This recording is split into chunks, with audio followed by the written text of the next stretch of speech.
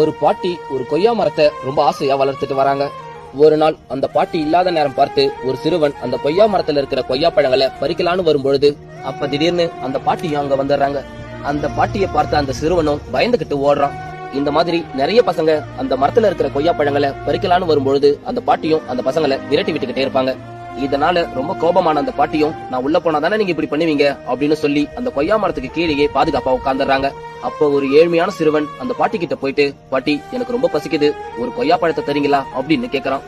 அதுக்கு அந்த பாட்டியும் ஒரு கொய்யா பழத்தை பறிச்சு அவங்கிட்ட, இந்தாப்பா வாங்கிக்கோ அப்படின்னு சொல்றாங்க. அப்ப அந்த சின்ன பையன் கேக்குறான், பாட்டி நான் ஒண்ணு சொன்னா தப்பா நினைச்சுக்க மாட்டீங்களே, இவ்வளவு கொய்யா பழங்கள் பழுத்து போய் அழுகி கீழே விழுந்து கிடக்குது, பேசாம இந்த கொய்யா பழங்களை அந்த பசங்களுக்காச்சும் கொடுத்துருக்கலாம்ல அப்படின்னு சொல்றான்.